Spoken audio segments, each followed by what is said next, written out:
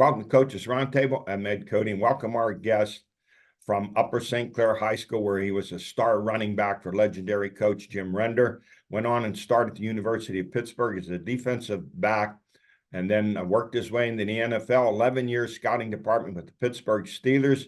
Moved on to Buffalo Bills, where he became general manager, and then XFL senior vice president, and now senior advisor, University of Pittsburgh, Names, Image, and Likeness Alliance 412. Welcome, Doug Whaley. Doug, did I leave anything out? No, I think you covered it all. I appreciate, and I know your long history in the Western Pennsylvania sports arena, and appreciate you asking me to be on with you.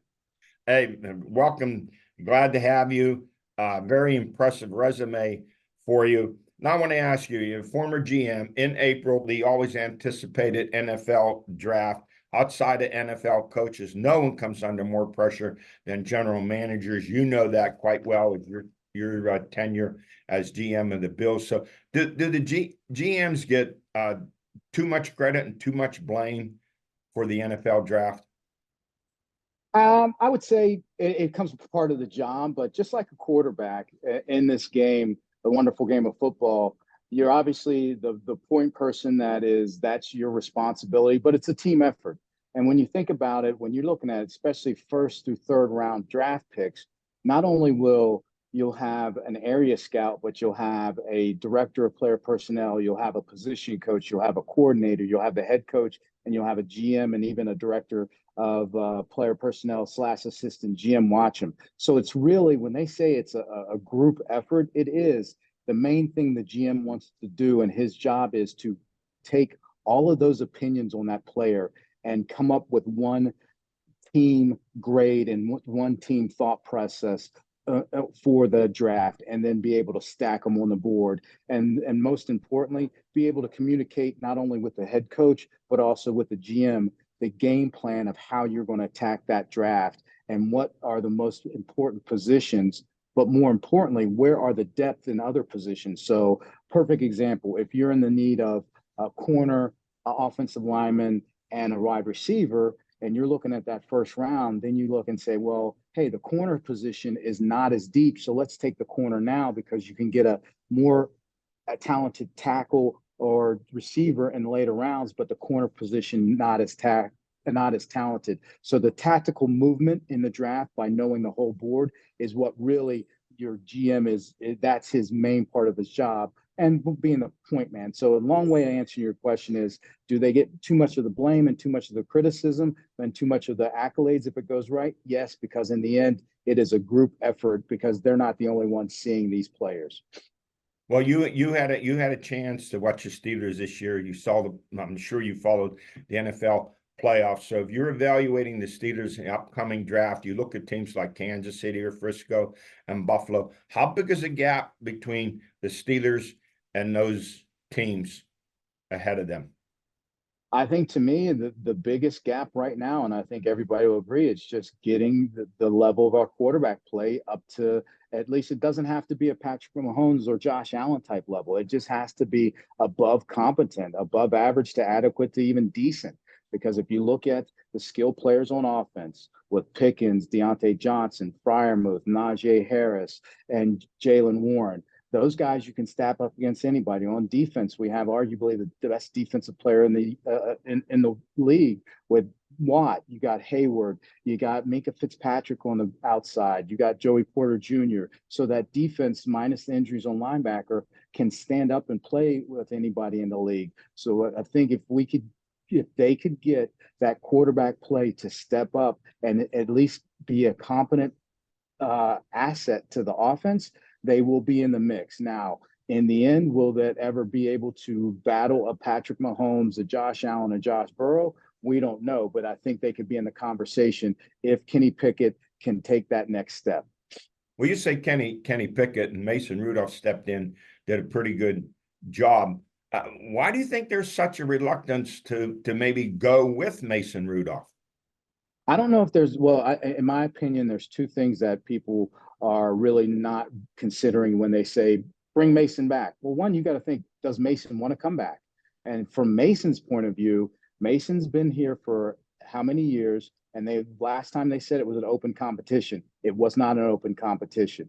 He comes in plays very well, exceptionally well, gets them to the playoffs, and they can't even name him the starter on the depth chart. So for me, if I'm Mason Rudolph, you haven't really given me the love to make me want to come back. So if they want to bring him back, I think if I was his agent, they would have to overpay what the market's going to pay for Mason Rudolph. So that's it. And then the second part about it is if you're the Steelers, and I haven't been in that locker room, but we'll bring in Mason back, divide that locker room. Well, you have a division of some people saying Mason should be our quarterback and other people saying Kenny should be our quarterback.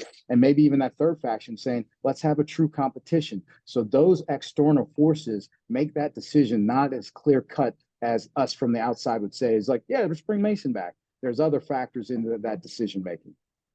Hey, Doug, let's move on to college football and your capacity with the Alliance 412 for Pitt. Last year, each Pitt player reported got $12,000. I said 2 years ago in this show, college football is going to morph into just maybe 4 power conferences, going to break away from the NCAA. So my question is, how do you work in your capacity, names, image, and likeness, and can Pitt and maybe other schools like West Virginia, similar ilk, can they compete with the big boys of college football with the names, image, and likeness deals? Well, my capacity is really very similar to what I did in the professional ranks. And when you're talking about this new name, image, and likeness, it is morphing into a professional model where you have collectives with a certain amount of money, which is the salary cap. And then you have to be able to judiciously pay out that salary cap to the right players and try to get the best return on investment. So when you're looking at schools and universities like the Pittsburghs and West Virginia, they have to be very judicious and intelligent about deploying their dollars and maximizing the return on investment. And that is the only way they'll be able to compete with the likes of Ohio States, the Alabamas, the Michigans. So the onus is really on people like myself, the player personnel department in the universities, and the coaches of being able to identify lesser known talent in the recruiting space, and then be able to develop them, but also matching that talent with the appropriate dollar figures to make them feel wanted. And the last part about it is retention. Even if you identify a guy that's maybe a 3-star, you develop them, you still have to retain them these days because of the transfer portal. So this is a whole new landscape that a lot of college coaches, when they got into this business, didn't think they'd have to be dealing with or talking about, or forces that affect their jobs, but it's the new reality. And in a way, I don't know what the end is going to be, but we at the University of Pittsburgh and Alliance 412 are saying, let's try to find the best path for the University of Pittsburgh to stay in that upper echelon of college football 1A programs. Yeah, around the country, you hit the nail on the head there, Doug. So many, like John Ruiz, the billionaire in Miami, he pretty much is the de facto piggy bank for their athletic programs. So it's finding those benefactors to keep these programs alive in this day and age. And then the other thing that is going to be interesting, how this system, is it sustainable? Because is that benefactor year in and year out going to just say, here, let me give you this money? So when is there going to be a tipping point of donor fatigue? So that's where, as collectives and everything, you got to look for other sources of revenue generation other than just always asking for donations. So it's going to be interesting 5 years from now, what this system's going to be, who knows? But that's where we took it as a personal response. I took it as a personal responsibility. Alliance 412, Coach Narduzzi, whatever everybody else is doing, that works for them. Let's find out what's the best for University of Pittsburgh, for our fan base, for our donor base, for our athletes, and most importantly, to put a winning product on the field. Hey, Doug, thank you for coming on. You're very cogent, pertinent, spot on remarks. Hope to get you on back after the NFL draft in April and your evaluation of what the Steelers did. Anytime, Coach. Appreciate you having me. Take care. Thank you, Doug. Have a good day. You too. I'll be right back with Alan George. Armstrong has a long history of fighting food insecurity in our communities through Breaking Bread events. Here's how you can help. Armstrong is celebrating Breaking Bread Day on Friday, March 8th. Visit your local Armstrong store to be part of the celebration. Drop off a non-perishable food donation and receive a special gift. Scan the QR code to find out more information. Visit ArmstrongOneWire.com/breakingbread to find a list of community feeding programs in your area. I'm back, joined to my right by the Swami George A-Man, to my left the Tiger Albert Campman. On the spotlight, girls WPIAL Wrestling Championships, winning gold medals. Anna Malovich of Butler, 118-pound class. Lena Rumpler of North Allegheny, 155-pound class. Isabella McNutt of Hampton, 112-pound class. In third place, Cheyenne Berglund of Elwood City, 106. Anastasia Manchester of Butler, 142. Kenley Alexander of Seneca Valley, 170-pound class. Fifth place, Natalie Tofanelli of Seneca Valley, 124. And Audrey Morrison of North Allegheny, 142. And in seventh place, Heidi Radford of North Allegheny, 235-pound class.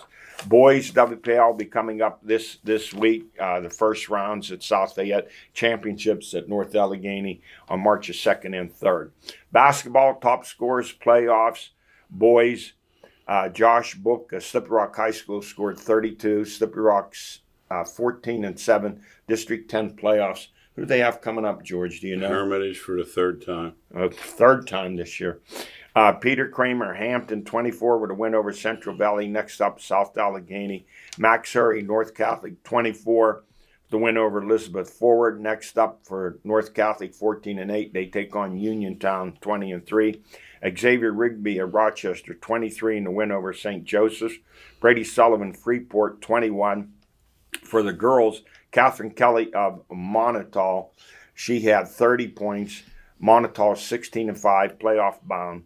Avina Norman of Beaver Falls, 24, with a win over McGuffey. Next up, Seton LaSalle. And Merve Taylor, Rochester, 21. Next for Rochester, 15-7. They're at Char Valley. Playoff games, Knock 52, Beaver 48, led by Derek Lang, 17. Next up for Knock, number 1, Lincoln Park, 20-3. Lincoln Park defeated Freeport 93-63. Brady Sullivan had 17 points. And in Keystone Athletic Conference, Karn City 61, Clarion 58. Next up for Karn City 17-6. They'll be in a championship game against Clarion Limestone. And the Monotol boys 12-10. They're in the District 9 playoffs in 6A WPIAL. Butler at Upper St. Clair. That's a tough draw. Few teams though. They're all going to be tough games. Yeah, good way to say it. Teams. You know, that Clarion Limestone played at Farrell and they played Newcastle, so they're going to be ready for that game. Oh yeah, won't face them at all, right? Shouldn't, no. NA at Baldwin, Pine Richland at Mount Lebanon, and in 3A, Elwood City 15-7 at Wash High. How do you see this one? No, they already They won that. murdered them. Oh, they already won it. Yeah. When was that? Last night. Last night, yes. Okay, I missed it. Didn't get the news Elwood this City, we morning. got one easy. Okay. Yeah. You know how many did Joseph have? He didn't have a gigantic game, but he still dominated. Was he in the game. 20s? Yeah. Yeah. And for the girls, 6A, Seneca Valley at Norwin, Pine Richland at Peters, Upper St. Clair at North Allegheny, 5A, Hampton at McKeesport, Mars at South Fayette, and in 4A, Bell Vernon at Knock. Karn City girls 37, North Clarion 36, on a 3-point buzzer beater by Brooklyn Taylor. Next up, the title game versus Red Bank Valley, 18-5. Is there anything Red Bank Valley isn't good in? No. We've had that going back quite some time. I remember one year we were televising the next game. Yes. Got there early and they were dusting off That's when somebody. we were at Clarion High School. Yes. College basketball, Gannon 94, Slippery Rock 91, The Rock 11-12, 9-8, still holding on to fourth place in the West. Jomo Goings had 25 points. Once again, we'll be up there on the 28th for the doubleheader with Edinburgh, and that could be a clincher, right? Absolutely. They hold a 1-game lead over Mercyhurst. I'm going to predict Gannon gets upset. You think? Just by their scores. Yeah. I'm predicting they're number one Are seed. they the highest scoring Oh, team? yeah. They're number one in the region. I'm going to predict they get Rock upset. twice, one bucket. What have they done against they're middle of the- IUP? IUP was 2 points, too, Yeah. last time, yeah. They Yeah. beat IUP. Yeah. Yeah. IUP's in third place. Cal's the second best team. Yeah, in the league. that's a Yeah, Kel's 21 that 3 or leads no 20 joke, 3. buddy. I'll tell you. No, good players. Our stories of the week. National Hockey League. The Pens honor Jaromir Jagr by retiring his number 8 jersey. His stats are impressive. I'm just surprised. What does he have to do to get in the National Hockey League Hall of Fame? He's second all-time in points scored. You know who's first. The GOAT, Gretzky. He's fourth all-time in goals scored. 5 times a scoring leader, 4 years in a row. Art Ross Trophy winner, 3 times the Hart Trophy MVP.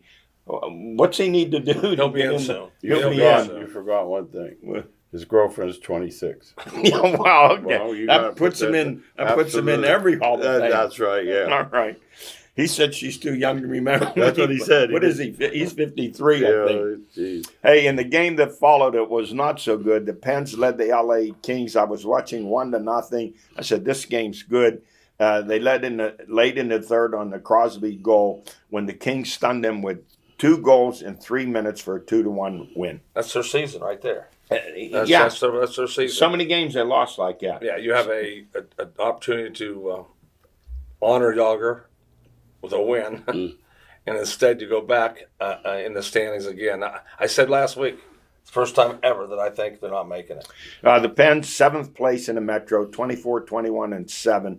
6th place now. You know, weeks ago they were in 2nd place in a wild card behind Detroit for that spot. Now they're 6th place wild card with 30 to play, and more injury news. Not good. Jake Gensel out. A minimum of 12 games with an undisclosed injury. Well, I've never seen a guy go off the map. You know, a lot of times age gets you. Malkin. Yeah. Malkin is just, you don't even know you would not know he was a great player at one time. You think, what's this scrub playing out here for? And that's what they're stuck. They get that salary with Malkin. And really, he's not going anywhere. Really a bad signee. Crosby, arguably the National Hockey League's best all-around player, but he can't do it all himself. No, he's not getting enough help. And that's the way hockey is. Yeah. You're not going to win it by yourself. It's a team sport completely. Let's see what happens these last 30 games. It'll take a miracle for them to make it, to catch all those. It's different if you're trying to catch 1 or 2 teams, but they got 6 ahead of them. All right, Kansas City Chiefs Super Bowl parade, unfortunately marred by gun violence, the 48th mass shooting this year. 9 children between the ages 16 to 15 wounded. A TV reporter and mother of 2 was shot and killed. Violence marred the Texas Rangers World Series parade. Violence marred the Denver Nuggets NBA championship parade. Didn't someone throw a full can of beer at the players It's runaway freight train coming through? So sad. So Kansas City, the 2 Kansas City men who tackled and brought down one of the gunmen prevented more bloodshed. Those guys are heroes.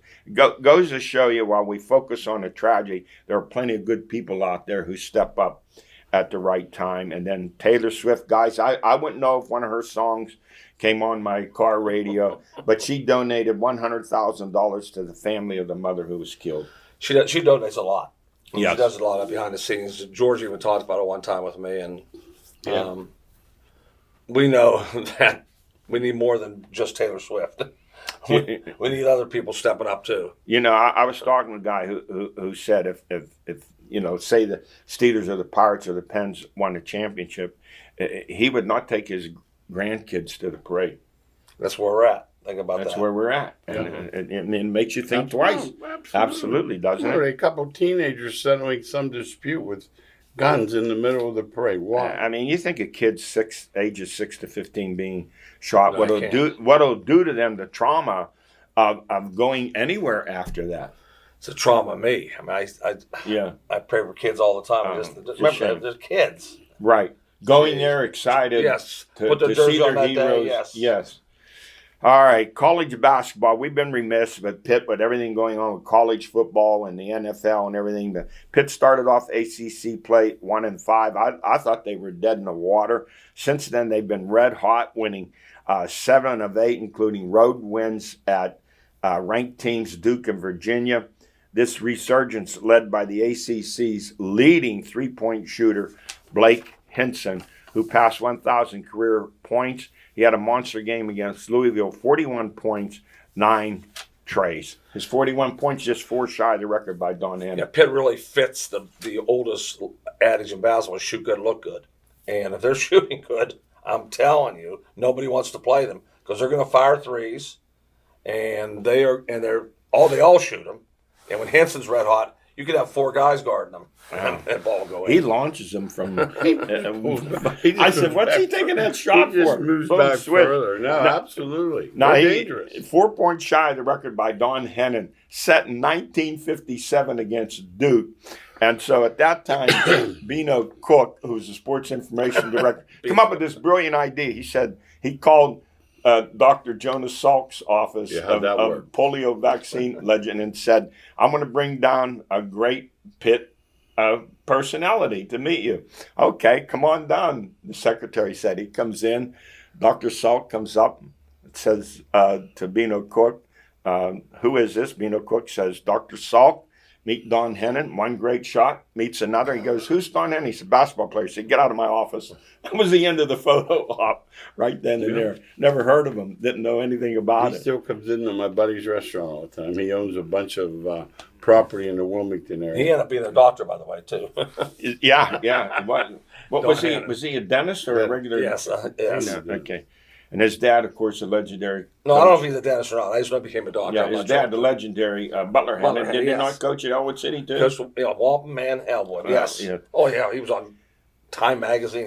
He was famous. And you know what spurred this Pitt resurgence when they were 1-5? Two freshman guards, Bob Carrington and Jalen Lowe. They've been tremendous. Their floor presence.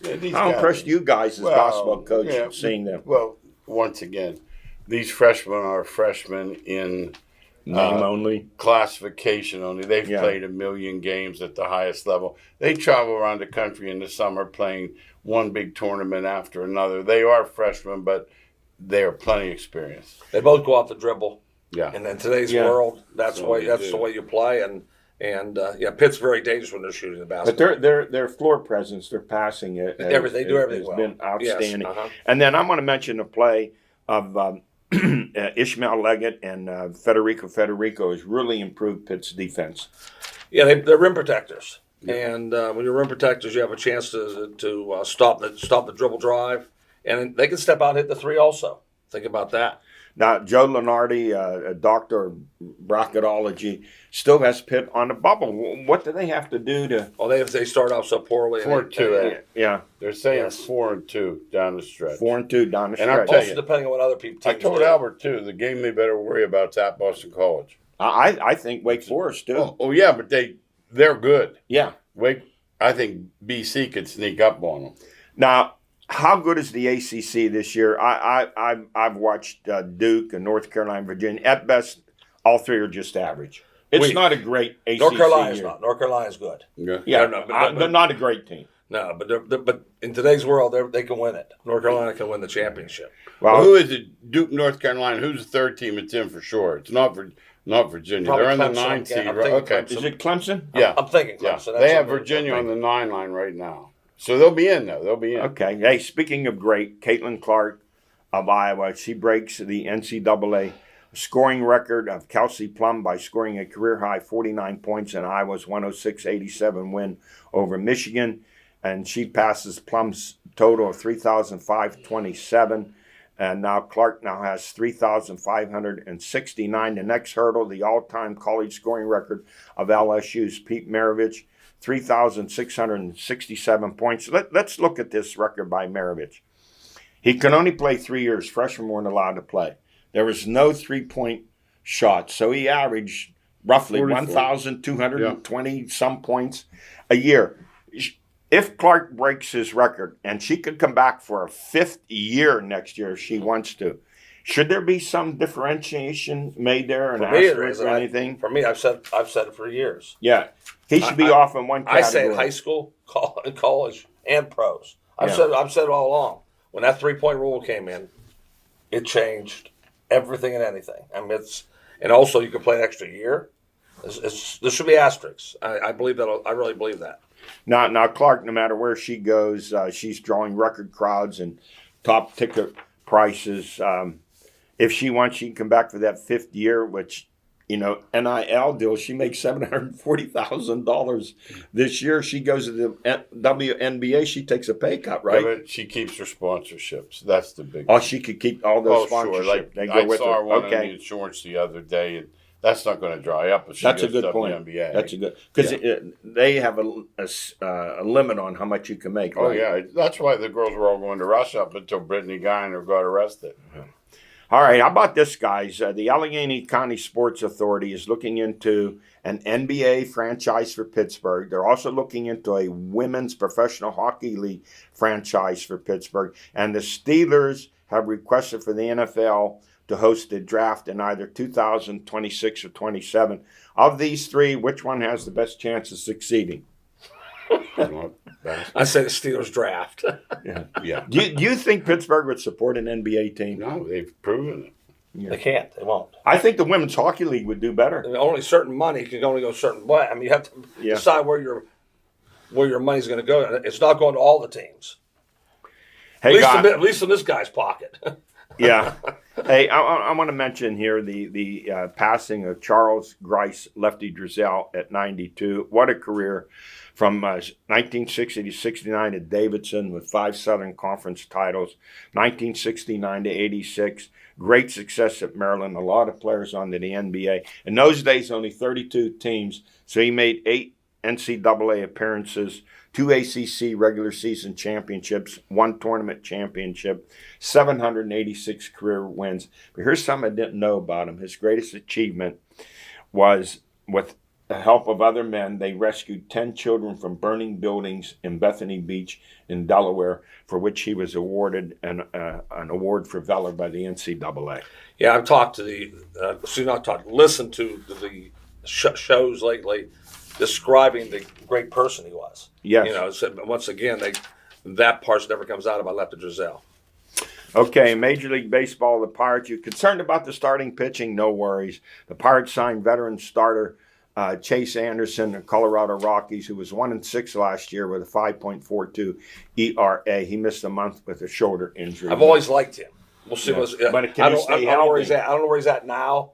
But, but it was about 3 or 4 years ago I wanted him to sign him. Yeah, he had a decent career until last year. We'll see. We know when you hit those mid-30 range. When you get shoulder problems. And 5 in Colorado is not a deal breaker. No. Yeah. Not in Colorado, Right, no.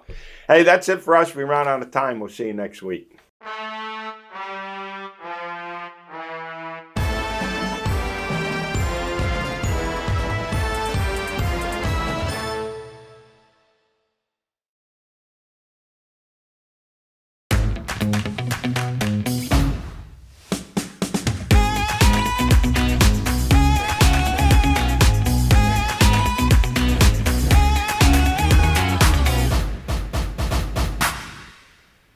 EXP Stream is the best way to get all your TV in one place. Miss the beginning of a program or forgot to record? Look for the Start Over icon and restart it up to 72 hours later.